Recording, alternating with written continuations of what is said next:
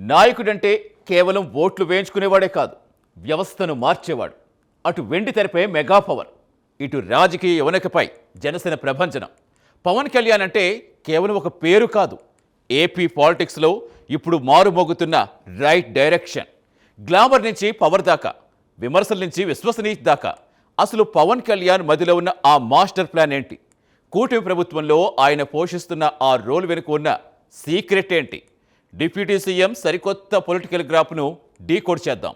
Let's watch.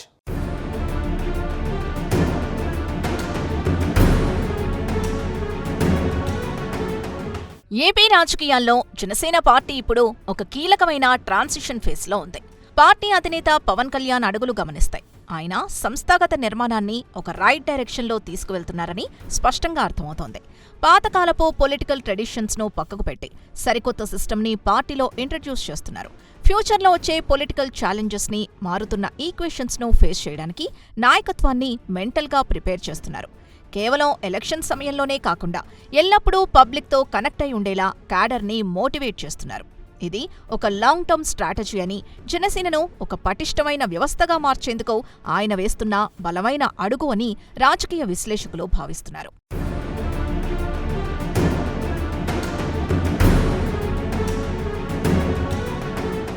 Party leadership, cadre మధ్య communication gap లేకుండా చూసుకోవడం ఒక సక్సెస్ఫుల్ పార్టీకి చాలా అవసరం. ఈ విషయాన్ని గ్రహించిన జనసేనాని లీడర్లు తమ ఫుల్ టైంని పాలిటిక్స్ పైనే ఫోకస్ చేయాలని స్పష్టమైన సంకేతాలు ఇస్తున్నారు. ఇందులో భాగంగా కోర్ కమిటీ నేతలతో వీక్లీ మీటింగ్స్, అలాగే ప్రతి నెల మొదటి వారంలో జిల్లా స్థాయి నాయకులతో రివ్యూస్ ఉండేలా పక్కా యాక్షన్ ప్లాన్ డిజైన్ చేశారు. ఈ రెగ్యులర్ ఇంటరాక్షన్స్ ద్వారా క్షేత్రస్థాయిలో పార్టీ పరిస్థితిని ఎప్పటికప్పుడు అసెస్ చేయడం సాధ్యమవుతుంది. పబ్లిక్ ఇష్యూస్ని ట్రాక్ చేస్తూ గవర్నమెంట్ ప్రోగ్రామ్స్ని ప్రజల్లోకి తీసుకెళ్లడానికి ఈ కంటిన్యూస్ రివ్యూస్ ఒక పర్ఫెక్ట్ ప్లాట్ఫామ్గా పనిచేస్తాయని పొలిటికల్ అబ్జర్వర్స్ విశ్లేషిస్తున్నారు.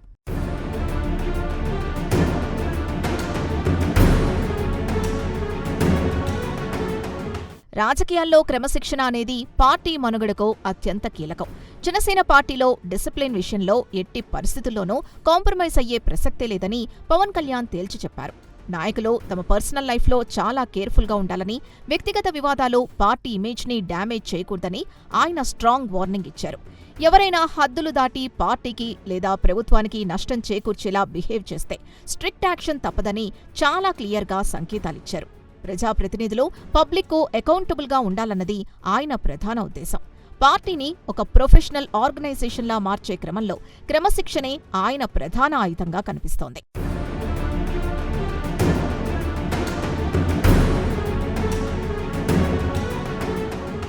గోటితో పోయేదానికి గొడ్డలిదాకా ఎందుకు అన్న సామెత రాజకీయాలకు కూడా సరిగ్గా సరిపోతుంది.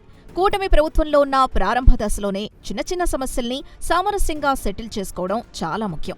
క్షేత్రస్థాయిలో అలయన్స్ పార్ట్నర్స్తో కానీ, పార్టీ ఇంటర్నల్ లీడర్ల మధ్య కానీ వచ్చే డిస్టర్బెన్స్ని పెద్దవి చేసి కాంట్రవర్సీలు క్రియేట్ చేయొద్దని పవన్ తన క్యాడర్కు స్పష్టం చేశారు. ఏదైనా ఇష్యూ వస్తే దాన్ని స్పాట్లోనే మ్యూచువల్ అండర్స్టాండింగ్తో సాల్వ్ చేసుకోవాలని గైడ్ లైన్స్ ఇచ్చారు.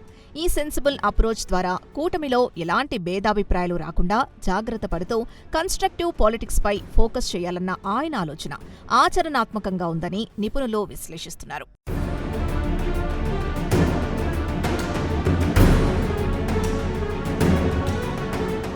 పవర్ షేరింగ్లోకొచ్చిన తర్వాత రాష్ట్ర డిప్యూటీ సీఎంగా పవన్ కళ్యాణ్ థాట్ ప్రాసెస్ ఏంటో పబ్లిక్కి చాలా క్లియర్గా అర్థమవుతోంది. అడ్మినిస్ట్రేషన్లో ఆయన ఎక్కడా తడబడటం లేదు. ప్రతిపక్షాలు చేసే విమర్శలకు కేవలం మాటలతో కౌంటర్లివ్వడం కంటే తన యాక్షన్స్ ద్వారానే ఆన్సర్ ఇవ్వాలని ఆయన నిర్ణయించుకున్నారు. ఒక పర్ఫెక్ట్ విజన్తో, డెవలప్మెంట్ ఓరియంటెడ్ అప్రోచ్తో తన పాలన సాగిస్తున్నారు. అపోజిషన్ లీడర్ల కమెంట్స్ని లైట్ తీసుకుంటూ తన అడ్మినిస్ట్రేటివ్ స్కిల్స్తో ప్రజలకు గుడ్ గవర్నెన్స్ అందించడమే లక్ష్యంగా పెట్టుకున్నారు. ఆయన వర్కింగ్ స్టైల్ ఏపీ రాజకీయాల్లో ఒక కొత్త చర్చనీయాంశంగా మారింది.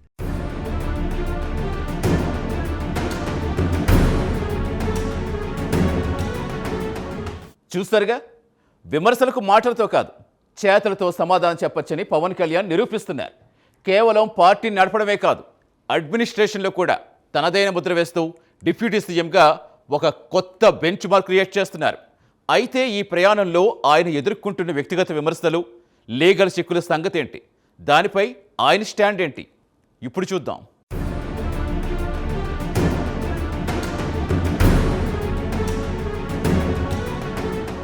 సమకాలీన రాజకీయాల్లో దాపరికాలు లేకుండా ఫ్రాంక్గా మాట్లాడే లీడర్లు చాలా తక్కువ. పవన్ కళ్యాణ్ ఈ విషయంలో ఒక నయా ట్రెండ్ క్రియేట్ చేస్తున్నారు. ఏదైనా తప్పు జరిగితే అది స్వపక్షమైనా విపక్షమైనా సరే ఆయన పబ్లిక్గానే పాయింట్అవుట్ చేస్తున్నారు. పబ్లిక్ సర్వీస్లో ఒక లీడర్కు ఉండాల్సిన డెడికేషన్ ఎలాంటిదో ఆయన తన ట్రాన్స్పరెంట్ పాలిటిక్స్ ద్వారా చూపిస్తున్నారు. కేవలం పొలిటికల్ మైలేజ్ కోసం కాకుండా పబ్లిక్ వెల్ఫేర్ను ప్రయారిటీగా పెట్టుకుని ఆయన అడుగులు వేస్తున్నారు. ఈ నిజాయితీతో కూడిన అప్రోచ్ అనేది నేటితరం పొలిటీషియన్స్కు ఒక కేస్ స్టడీ లాంటిది. ఆయన రైట్ డైరెక్షన్లో పాలిటిక్స్ చేస్తున్నారని రాజకీయ పండితులు అంగీకరిస్తున్నారు.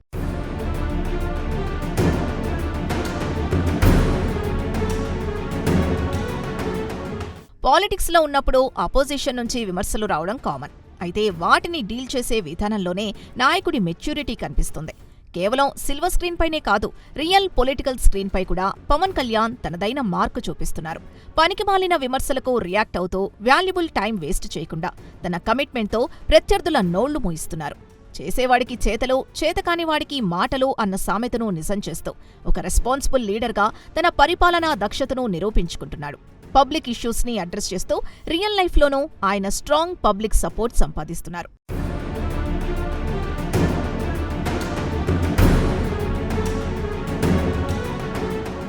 రీసెంట్ టైమ్స్లో జనసేన పార్టీ ఆర్గనైజేషనల్ గ్రాఫ్ చాలా పెరిగింది.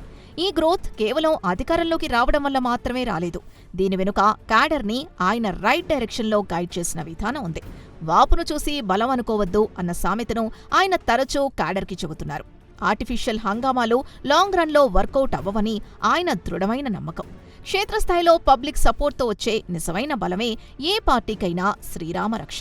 ఈ రియాలిటీని బేస్ చేసుకుని గ్రాస్ రూట్ లెవెల్లో పార్టీని స్ట్రాంగ్ చేయడం వల్లే ఈ రోజు జనసేన ఒక పవర్ఫుల్ పొలిటికల్ ఫోర్స్గా ఎదగగలిగిందని విశ్లేషకులు స్పష్టం చేస్తున్నారు.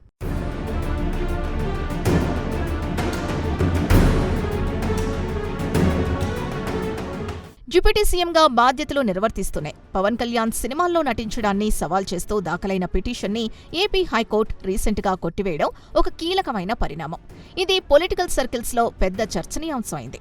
సీఎంలు కానీ మంత్రులు కానీ తమ ప్రొఫెషన్ను కంటిన్యూ చేయకూడదన్న కాన్స్టిట్యూషనల్ రూల్ ఏదీ లేదని న్యాయస్థానం క్లారిటీ ఇచ్చింది. పబ్లిక్ లైఫ్లో ఉంటూనే నటన్ను కొనసాగించడం అన్ఎథికల్ కాదని కోర్టు తేల్చి చెప్పడంతో ఆయనపై వస్తున్న పొలిటికల్ క్రిటిసిజంకు చెక్ పడినట్లయింది. ఈ జడ్జిమెంట్ పవన్ కళ్యాణ్ తీసుకున్న స్టాండ్ లీగల్గా ఎంత పర్ఫెక్ట్గా ఉందో అనేదానికి స్పష్టమైన సంకేతాలిస్తోంది.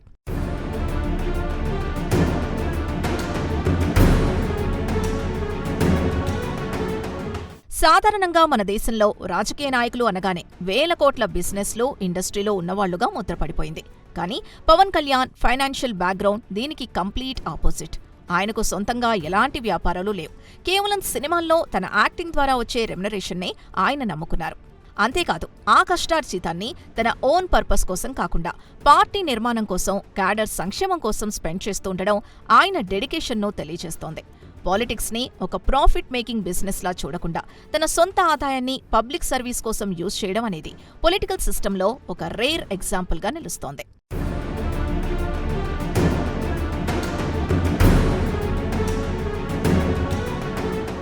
ఎన్నికల్లో ఒకసారి గెలవడం వేరు. ఆ గెలుపును సస్టైన్ చేసుకుని పబ్లిక్ ట్రస్ట్ని కలకాలం అంటిపెట్టుకోవాలన్న బలమైన కాంక్ష వేరు.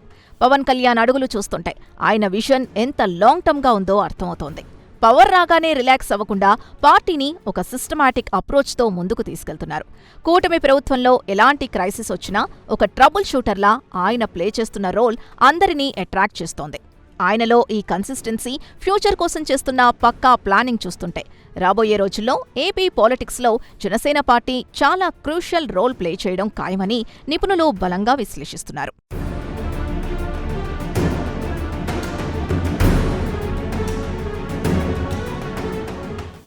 కేవలం అధికారం కోసం కాకుండా పబ్లిక్ ట్రస్ట్ను గెలవడం లక్ష్యంగా జనసేనాని అడుగులు పడుతున్నాయి. ఇప్పుడు రాష్ట్ర రాజకీయాలే కాదు, నేషనల్ లెవెల్లో కూడా పవన్ కళ్యాణ్ పేరు మారుమోగుతుంది. ఢిల్లీపేట నుంచి గల్లీ దాకా ఆయన సంపాదించుకున్న ఆ క్రెడిబిలిటీ వెనుక ఉన్న అసలు కారణాలేంటి?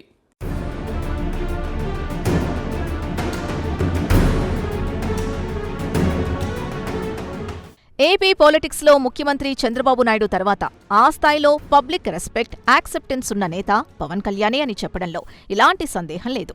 ఆయన మాటల్లోని ట్రాన్స్పరెంట్ నేచర్ పబ్లిక్కి బాగా కనెక్ట్ అయింది. కులమతాలకు అతీతంగా ఆయన్ను అన్ని వర్గాల ప్రజలు ఓన్ చేసుకుంటున్నారు.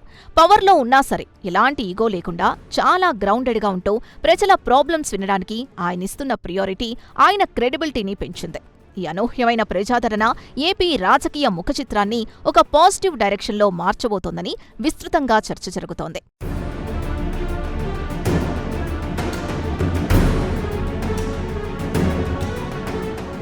పవన్ కళ్యాణ్ పొలిటికల్ గ్రాఫ్ ఇప్పుడు కేవలం రాష్ట్ర స్థాయికే పరిమితం కాలేదు.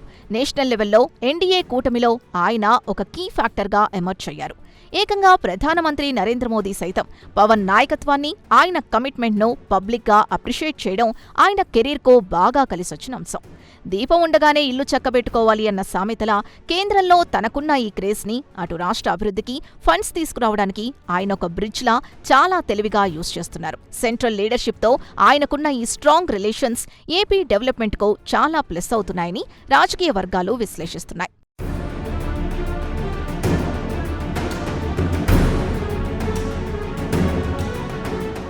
ఇవన్నీ నిశితంగా గమనిస్తే పవన్ కళ్యాణ్ పొలిటికల్ జర్నీ ఎంత రైట్ డైరెక్షన్లో సాగుతోందో మనకు స్పష్టంగా అర్థమవుతోంది. ఆయన క్రియేట్ చేసుకున్న ఈ పొలిటికల్ ఇమేజ్ ఆయన్ను కేవలం ఏపీకే కాదు, ఒక నేషనల్ ఫిగర్గా ప్రొజెక్ట్ చేస్తోంది. తనకంటూ ఒక స్పెషల్ మార్క్ క్రియేట్ చేసుకున్న ఆయన ఇప్పుడు సౌత్ ఇండియా పొలిటికల్ పవర్ స్టార్గా జాతీయ స్థాయిలో రాణిస్తున్నారు. ఎంటర్టైన్మెంట్ ఫీల్డ్ నుంచొచ్చి పాలిటిక్స్లో ఇంతటి ఇంపాక్ట్ క్రియేట్ చేయడం ఒక రేర్ అచీవ్మెంట్. ఇదే కన్సిస్టెన్సీతో ఆయన ముందుకు వెళితే రాబోయే రోజుల్లో దేశ రాజకీయాల్లో కూడా ఆయన ఒక డిసైడింగ్ అథారిటీగా మారే అవకాశాలు మెండుగా ఉన్నాయని యావత్ దేశం ఆసక్తిగా గమనిస్తోంది.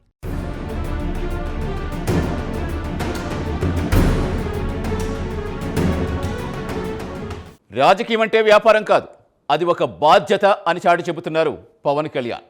తన కష్టార్జితాన్ని పార్టీ కోసం దారపోస్తూ నీతి నిజాయితీలే ఆయుధాలుగా ఆయన సాగిస్తున్న ఈ ప్రయాణం రేపటి తరం నాయకులకు ఒక దిక్సూచి. కేవలం ఏపీ రాజకీయాలకి పరిమితం కాకుండా సౌత్ ఇండియా పొలిటికల్ పవర్ స్టార్గా ఆయన ఎదుగుదల భారత రాజకీయాల్లో ఎలాంటి మార్పులు తీసుకురాబోతోంది? కాలమే దీనికి సమాధానం చెప్పాలి. కానీ ఒక్కటి మాత్రం నిజం, పవన్ కళ్యాణ్ ఇప్పుడు రైట్ డైరెక్షన్లో దూసుకుపోతున్నారు.